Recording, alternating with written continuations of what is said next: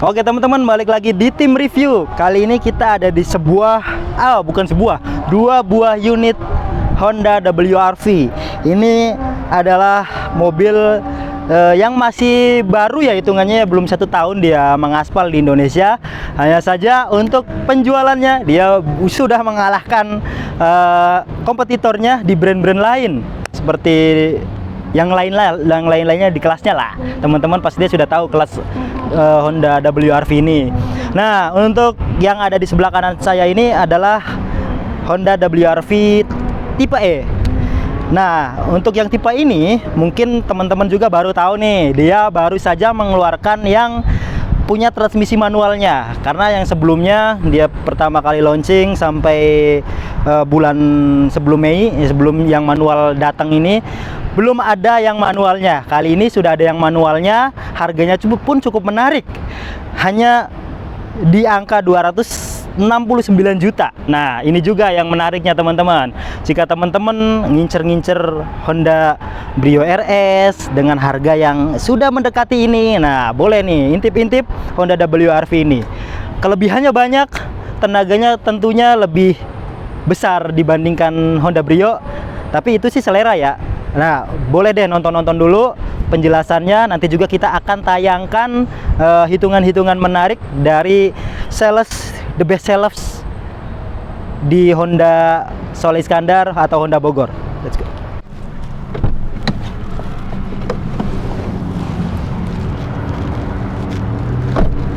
Halo, apa kabar teman-teman? Perkenalkan saya Ase. Kali ini saya akan menjelaskan artinya benefit pembelian untuk WRV ini. Nah, WRV ini sekarang yang sebelumnya hanya tipe CVT saja, sekarang sudah ada tipe manualnya yang beda harganya hanya 10 juta saja. Nah, oke. Benefit apa saja yang didapatkan untuk pembelian WRV? Untuk saat ini sudah dilengkapi paket hemat 1. Artinya itu selain gratis jasanya, juga oli dan part selama 4 tahun part service itu gratis. Oke. Nah, kali ini saya akan berikan hitungan terbaik untuk WRV, baik yang mulai dari tipe manual sampai dengan tipe yang tertinggi, yaitu Honda Sensing. Oke. Untuk yang WRV tipe manual ini, OTR-nya Rp269.900.000, net TDP-nya Rp37.398.000, angsurannya hanya Rp4.995.000. Lalu untuk yang tipe SCVT itu OTR-nya di Rp279.900.000, net TDP-nya itu Rp33.699.000, angsurannya Rp5.202.000 selama 5 tahun atau 60 bulan. Nah, lalu untuk yang tipe RS dia tampilannya lebih keren lagi gitu kan. Nah, karena mengasung dia Honda RS itu lebih sporty. Oke. Dia OTR-nya di harga Rp297.900.000, net TDP-nya Rp40.699.000, angsurannya Rp5.524.000 saja. Lalu untuk yang tipe tertinggi nih, yang dilengkapi oleh Honda Sensing dengan OTR di Rp317.900.000, net TDP-nya Rp46.379.000, angsurannya Rp5.928.000. Itulah untuk harga dan paketan dari WRV ini. Segera untuk beli mobil terbaik ini, mobil dengan kelas SUV, dengan sekarang ada pilihan terbarunya yaitu pilihan manualnya. Jangan pernah sungkan, hubungi saya di 081314346513. Saya akan berikan layanan terbaik, salah satunya semua mobil yang pesan dari saya akan saya kirim pakai towing.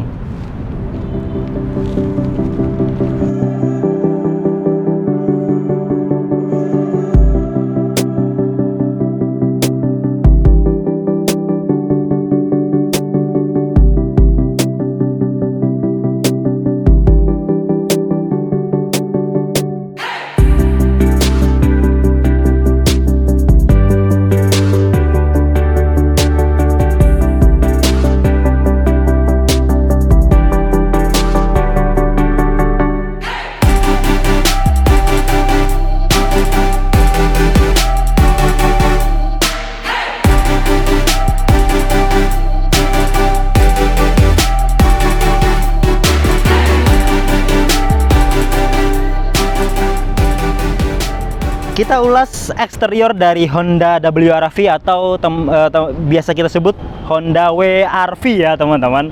Nah ini eksteriornya dari tipe RS dan tipe E. Ini warna putih sengaja kita sandingkan karena putih RS dan putih E ini berbeda ya. Kalau RS ini putih mutiara, biasa sering kita sebut putih mutiara. Kalau ini putihnya seperti ini, putih pada umumnya, putih yang ada di Honda Brio lama seperti ini, sama lah warna putihnya. Nah, untuk yang tipe manual dan tipe matic-nya fiturnya sama aja. Dia sudah remote engine start, kemudian dia punya fitur keamanan yang sama, punya airbag yang sama, 4 airbag untuk tipe E ini. Kalau tipe RS kan 6 airbag ya. Yang berbeda untuk yang RS dan E hanya Honda Sensing-nya aja dan aksesoris tambahannya.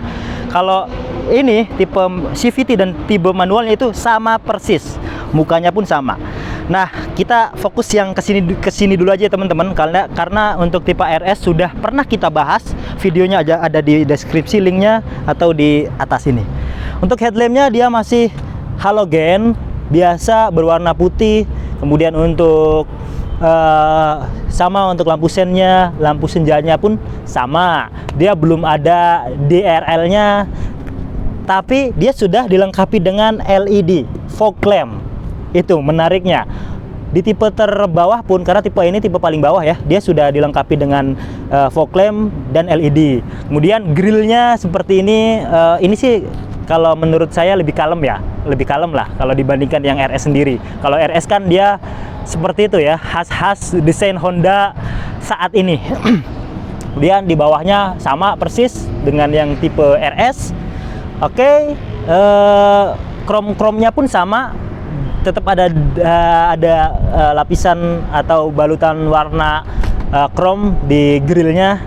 Oke, saya suka sih untuk desain Honda sekarang, apalagi fitur Honda ini kalau menurut saya pribadi unggul dibandingkan mobil-mobil Jepang sekelasnya.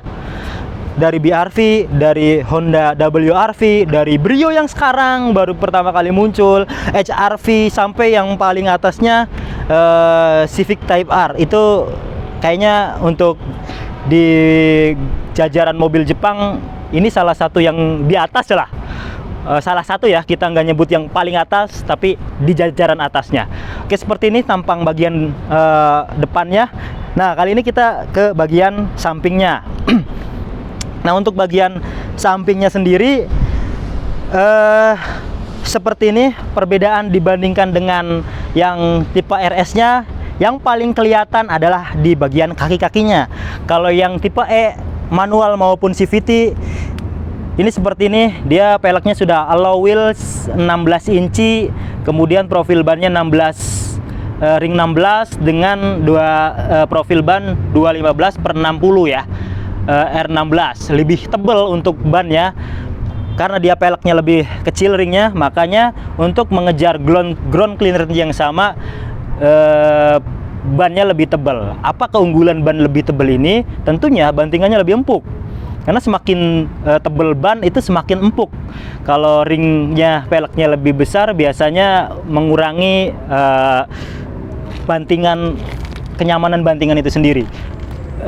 Sudah cakram di bagian depan, cakramnya pun tentunya sama. Di bagian belakang masih tromol. Ground clearance-nya mirip dengan yang tipe RS yang tadi saya jelaskan, karena dia punya ban yang lebih tebal, 220 mm untuk ground clearance-nya sendiri. Tentunya ada over fender karena dia merupakan small SUV atau bisa disebut juga compact SUV ya teman-teman. Untuk spionnya sama, hanya saja dia belum auto retract. Sennya sudah LED di sini. Kemudian perbedaan dibandingkan tipe RS-nya, tidak ada roof rail lagi. Ya roof rail lah ya. Roof rail atau roof track ya belum ada kalau yang tipe E. Sudah smart entry juga, sensor smart entry. Jadi teman-teman tidak perlu lagi pakai kunci, tinggal begini aja udah kebuka otomatis. Siap. Nah, mungkin itu aja teman-teman perbedaan dan fitur-fiturnya, fitur keamanannya juga sudah sangat layak untuk disandingkan dengan mobil-mobil zaman sekarang ya, karena dia punya fitur keamanan yang sudah sangat komplit. Hanya saja perbedaan dibandingkan tipe RS lagi, dia belum walkway auto lock.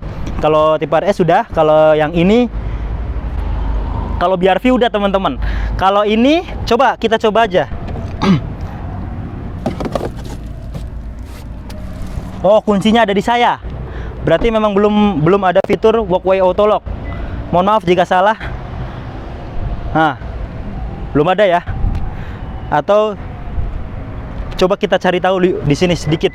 Mungkin bisa dicari tahu nih teman-teman untuk fiturnya, karena yang pernah saya alami juga di all new BRV yang Honda Sensing, dia sebenarnya sudah ada fitur walkway auto lock tapi belum diaktifkan di pengaturannya. Kalau ini kayaknya belum deh, beneran ini. Kalau ini belum, karena untuk MID cluster ininya juga beda ya dibandingkan BRV ya. Kalau BRV itu sudah mirip dengan yang tipe Honda Sensing ya, bukan begini. Kalau ini beda, jadi dia hanya digital seperti ini. Oke, mungkin itu aja teman-teman. Terima kasih. Yuk kita langsung nyobain sedikit mobil ini. Let's go.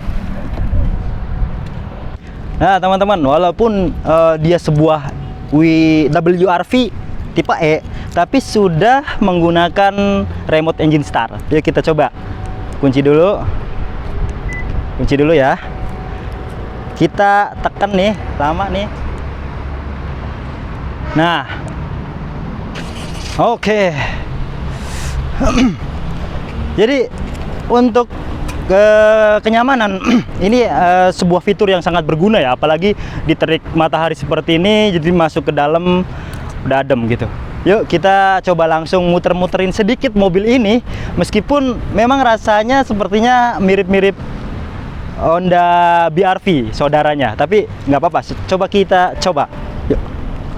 Nah teman-teman, sebelum kita coba muter-muter sedikit, walaupun dia sudah nyala di dalam kabinnya juga AC sudah nyala, mesin sudah nyala, namun tetap aja kalau teman-teman nggak megang ini kunci, dia tidak akan bisa kebuka. Nih ya kuncinya, nih bro, pegang bro, saya deketin, nggak bakalan bisa kebuka ya. Jadi tetap safety, walaupun teman-teman nyalain dari jarak yang cukup jauh, aman. Nggak usah worry mobil akan dibawa orang, nggak bakalan. Yuk masuk. Nah kalau teman-teman sudah megang kuncinya, ini smart entry-nya cukup membantu banget. Nggak harus tekan tombol yang hitam-hitam ini, cukup masukkan jari langsung kebuka. Jadi ada sensornya di dalam setir ini, ada sensornya. Masuk ke dalam apa? Oh kita jalan sini dulu ya. Nah satu lagi teman-teman, walaupun ini AC-nya udah nyala, AC nyala dengan suhu maksimal ya untuk mendinginkan ke kabin. Kalau teman-teman tidak menekan engine start stop-nya lagi, dia tidak akan bisa dibawa. Kita buktikan. Ini saya nggak mencet ini, jadi langsung mencet transmisi. Nah otomatis belum juga dipindah, belum di shifting, tapi udah mati sendiri. Nah itu, jadi ketika udah nyala pun teman-teman tetap harus menekan engine start stopnya. Itu untuk salah satu fitur keamanannya, agar walaupun ya oke deh di depan nggak bisa kebuka, tapi kan bisa aja gitu ada orang yang iseng ngemecahin kaca masuk ke sini, bisa dibawa. Tapi harus tetap menekan engine start dulu. Kalau nggak di starter dulu, nggak bakalan bisa jalan. Yuk kita coba sedikit ya untuk muter-muterin mobil ini. Oke, karakternya masih mirip sama BRV, dia ringan, malah lebih ringan lagi dengan BRV. Karena mungkin dimensinya yang cukup kecil ya. Coba kita agak kencang.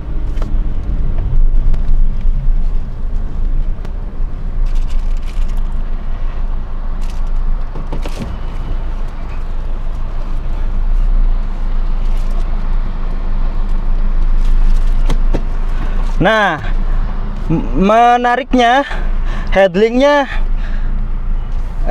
lebih enak. Bantingannya memang kudu, kalau bantingan kan memang harus dibawa ke jalan yang kurang baik, kurang bagus. Tapi overall saya bisa merasakan, karena saya pengguna BRV juga, 1-2 lah.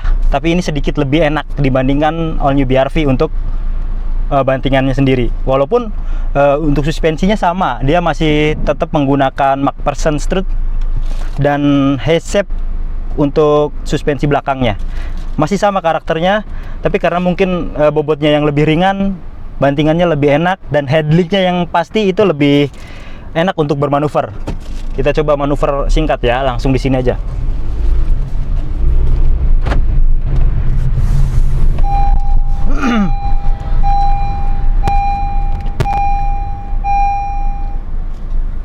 Mantap. Oke. Mantap. Oke, yuk kita parkirin yuk teman-teman. Ya bener, ini untuk handlingnya lebih enak ini karena notabene dia merupakan compact SUV yang ukurannya jauh lebih kecil dibandingkan BRV sendiri. Nah, ini yang menarik juga nih teman-teman. Kalau di all new BRV itu kamera mundurnya hanya satu angle ya. Kalau ini multi angle untuk kamera mundurnya. Nah, kita bisa milih pengaturan untuk kamera mundurnya, apakah ini yang lebih cembung, ini yang normal, dan ini yang ngelihat sisi bawah gitu. Kalau rumah kita mepet, bisa tuh diatur-atur lah untuk pengaturannya.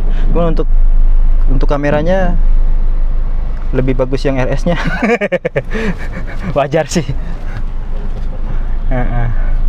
Ya, ini mah kayak kurang HD gitu.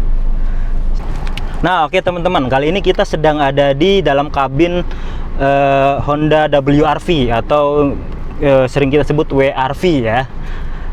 Seperti ini, kalau teman-teman familiar dengan pendatang sebelumnya atau kakak tertuanya di Honda All New BRV, itu dashboardnya mirip, bahkan mirip banget, hanya beda di apa ya, ornamen-ornamen atau warna-warnanya mungkin perbedaannya ya. Untuk kisi-kisi AC-nya tempatnya pun sama, dia ada di atas ini, di kanan kiri juga ada.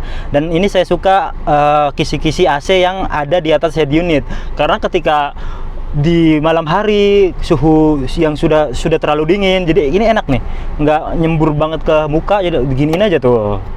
Jadi masih aman lah.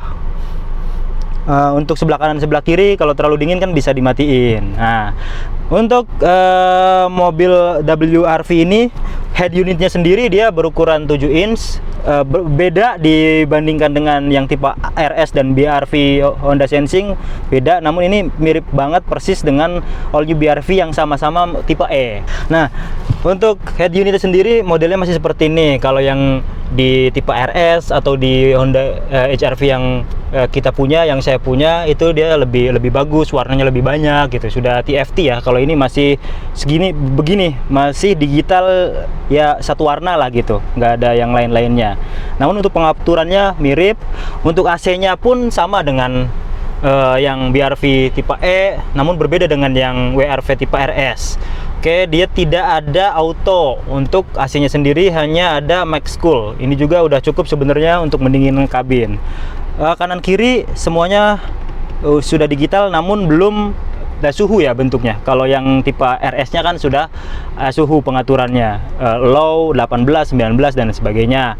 Dan untuk perlu teman-teman tahu juga, WRV ini sudah mengeluarkan produk barunya di bulan Mei kemarin. Itu dengan dikeluarkannya tipe transmisi manual, WRV tipe E manual. Kalau ini kan tipe E Matic atau CVT. Kalau yang baru keluar itu yang manualnya, mempunyai sama-sama 6 speed, sama persis dengan yang dikeluarkan all new BRV, karena mesinnya sama. Mesinnya ini punya tenaga 121 PS dan 145 Nm.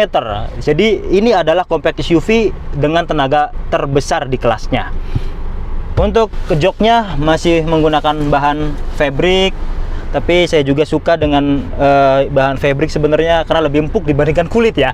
Untuk kenyamanan saya memilih ini, tapi untuk tingkat ketahanan kulit lebih tahan terhadap noda atau apapun dan lebih awet lah pastinya.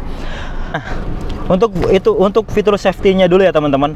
Mobil ini walaupun dia adalah tipe E, namun sudah dilengkapi dengan 4 buah SRS airbag, yang mana cukup banyak untuk di kelasnya dan sudah cukup safety ya. Namun untuk yang di tipe RS-nya dia sudah 6 airbag.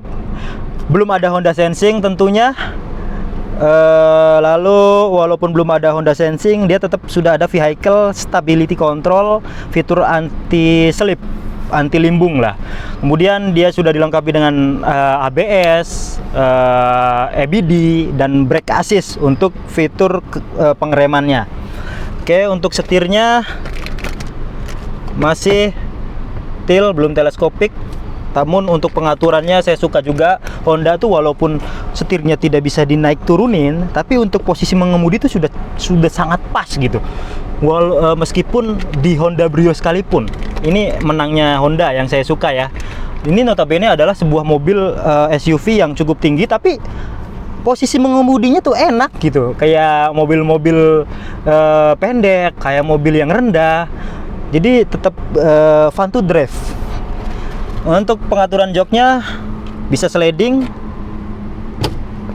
dan reclining, lalu bisa dinaik turun. Kan kalau teman-teman merasa ini terlalu rendah, bisa dinaikin. Oh, asik. Itu dia teman-teman, menarik banget. Oke, untuk spionnya dia sudah belum auto retract ya. Retractable-nya masih diatur dari sini. Untuk pengaturan mirrornya juga dari sini. Auto hanya di bagian driver untuk power window-nya. Lalu di sini ada central lock. Komplit lah, standar. Oke, kita coba ke baris kedua. Nah, ini baris keduanya teman-teman. Coba kita lihat ya seberapa lega mobil ini. Ya, ini sangat subjektif sebenarnya, tergantung posisi mengemudi teman-teman semuanya seperti apa.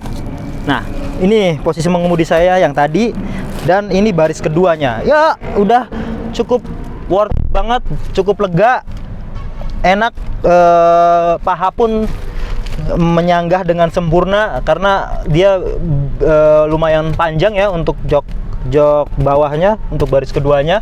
Legroomnya pun oke. Legroom oke, headroom juga lumayan lega. Ada power outlet bagian baris kedua. Lalu untuk headrestnya bisa diatur naik turunnya. Oke, dia udah ada isofix tentunya, sudah ada isofix dan sudah ada seat belt 3 titik. Hanya saja di bagian tengah belum 3 titik, hanya ini aja ya, 2 titik. Siap. Ini bisa diatur nggak nih? Untuk mundurnya kayaknya udah nggak bisa diatur ini. Mohon maaf kalau salah ya teman-teman. Ya, ini nggak bisa diatur lagi, mentok segini.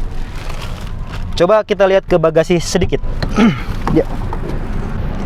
Nah, untuk Honda WRV tipe E ini kita lihat bagasinya nih teman-teman. Saya rasa kalau bagasi tidak ada perbedaan, baik itu di tipe E, tipe RS, dan tipe RS with Honda Sensing. Ini sama-sama memiliki bagasi yang cukup lega.